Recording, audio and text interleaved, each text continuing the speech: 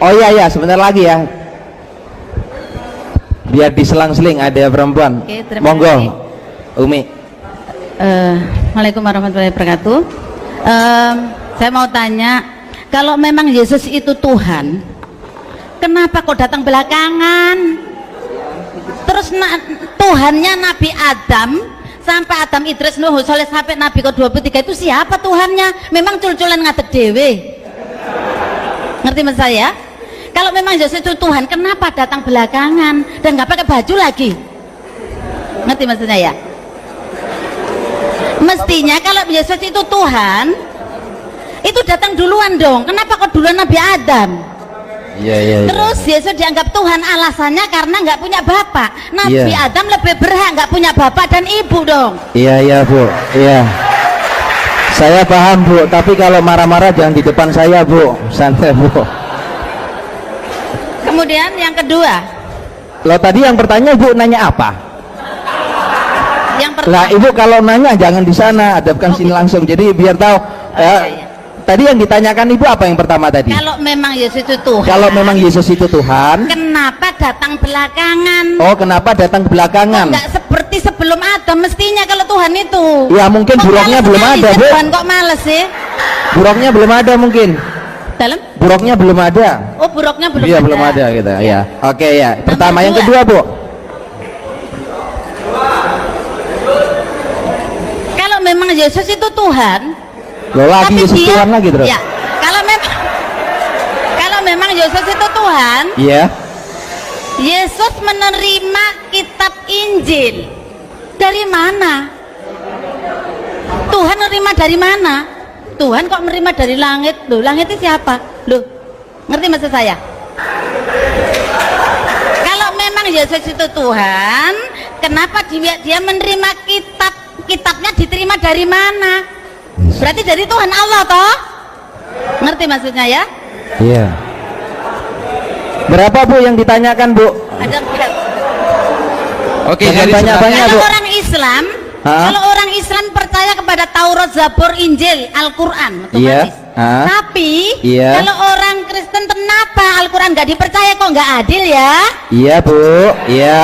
Makasih Bu. Iya Bu. Udah Bu ya. Kalau memang yang kurang satu lagi, Oh, banyak nggak apa-apa Bu. Banyak nggak apa-apa. adakah? Nggak apa-apa. Kalau 1 jam nggak apa-apa ya. Iya terus Ya. Bu. Kalau dalam Al-Quran, inna nahnu nazzalna dzikra wa inna lahu lahafidun. Wah. Kamilah, kata Allah, yang menurunkan Al-Quran dan kamilah yang menjaga keasliannya. Nah, Apa di ayat Anda alhamdulillah. ada? Iya.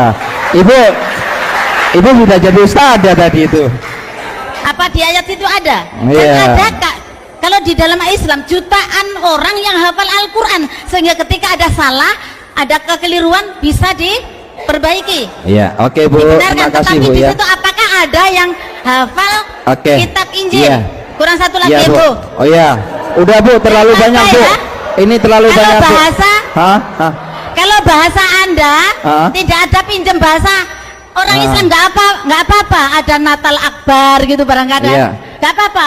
Saya bolehkan. Iya, Ada oke, Bu. Natal Akbar, ada kalimat-kalimat yang dari Islam Iya. memang banyak sekali gitu. Oke. Terima kasih. Ya saran saya Bu ya sama Ibu nanti kalau pada program dialog, kalau Ibu mau tanya lagi, tolong kalau tanya dengan senyum Bu ya, jangan dengan cemberut gitu Bu ya.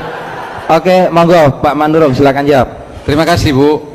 Sebenarnya ini kan pertanyaan doktrin. Saya sudah berkali katakan kepada moderator kita, jangan diarahkan ke doktrin. Coba kita fokus kepada tema kita. Tapi nanti kalau saya tidak jawab kan ibunya nggak tidur nanti. Jadi saya jawab, Ibu, kenapa Yesus itu adalah Tuhan? Kenapa Isa Al-Masih itu adalah Tuhan? Kalau dia adalah Allah, kalau dia adalah Tuhan sendiri, kenapa dia datang belakangan? Nah, saya akan jawab dari Injil Yohanes dikatakan begini. En arke hen hologos kai hologos hen prostonteon kai theos hen hologos. Artinya gini, en arke pada mulanya. Ini sejajar dengan kitab Taurat Kejadian 1 ayat 1 pada mulanya. Pada mulanya. Nah, lalu NRK hen hologos. Kata hen di sini adalah pada mulanya adalah firman. Kata hen di sini adalah pada mulanya, dahulu kala. Hen.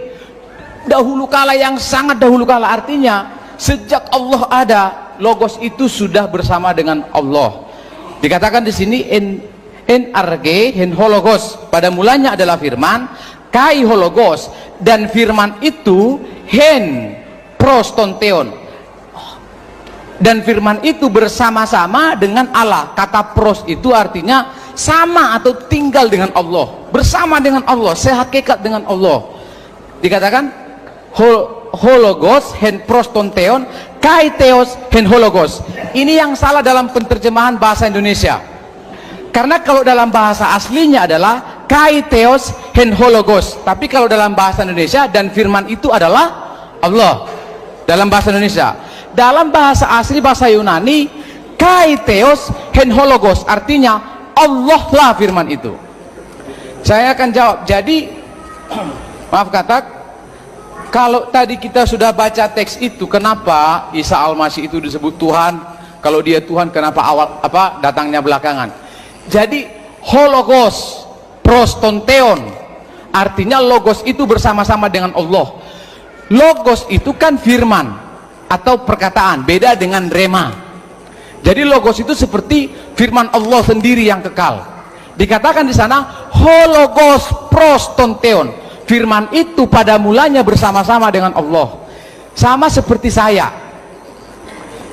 pikiran saya, perkataan saya bersama-sama ketika saya lahir. Benar enggak Bapak Ibu? Iya kan? Benar enggak? Ketika saya lahir, saya dengan roh saya satu, dengan firman atau perkataan saya satu, dengan pribadi saya sendiri satu pada mulanya. Nah, di sana tadi dikatakan hologos prostonteon, pada mulanya bersama-sama dengan Allah. Lalu pertanyaannya, kenapa Isa Al-Masih datangnya kemudian? Lihat, secara hakikat firman itu bersama-sama dengan Allah kan? Firman itu bersama dengan Allah sendiri.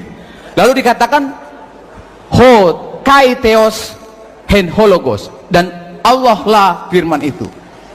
Jadi sebenarnya pada mulanya pun logos, yaitu Isa Al-Masih, karena nanti di ayatnya yang ke-14 itu dikatakan dan firman itu telah menjadi manusia. Itu pun bukan salah terjemahannya, tapi itu sudah disempurnakan. Sebenarnya itu telah menjadi daging, flesh. Ya. Nah, firman yang pada awalnya bersama-sama dengan Allah berinkarnasi pada ayat 14 dari Yohanes 1 ayat 14 menjadi manusia. Jadi firman yang awalnya itu bersama-sama dengan Allah menjadi manusia, turun dalam bentuk manusia. Contoh, apakah ketika misalkan saya diam begini, apakah itu berarti saya tidak punya firman, punya perkataan? Punya kan? Cuma saya tidak manifestasikan. Sama dengan Yohanes 1 ayat 1. Sebenarnya firman itu, sang firman itu sudah bersama-sama dengan Theos, Allah. Tapi manifestasinya baru 2000 tahun yang lalu. Makanya ayat 14 itu, dan firman itu telah menjadi manusia. Di Al-Quran, di Muslim sendiri dikatakan apa?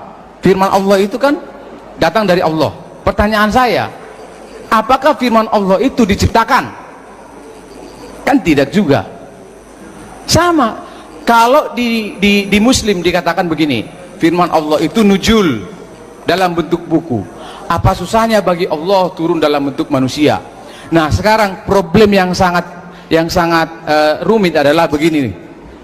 Kadang-kadang orang ingin mempelajari Isa Al-Masih itu dengan menggunakan kristologi dari bawah. Artinya mempertanyakan kok bisa Isa Al-Masih itu menjadi Tuhan. Sebenarnya metodenya itu saja sudah salah. Metode yang benar itu adalah membuat pendekatan dengan pendekatan kristologi dari atas, yaitu bagaimana Allah bisa menjadi manusia atau datang dalam bentuk manusia, kan gitu. Kalau Allah bisa nujul dalam bentuk buku, kenapa Allah susah turun nujul dalam bentuk manusia? Jadi begini Bu, jadi sebenarnya Isa Al-Masih, firman Allah itu sudah awalnya bersama-sama dengan Allah, tapi manifestasinya itu baru datang 2000 tahun yang lalu. Satu hakikat ya. Oke, jadi mungkin sudah? kira-kira itu jawaban saya. Ya, oke, terima kasih. Nah,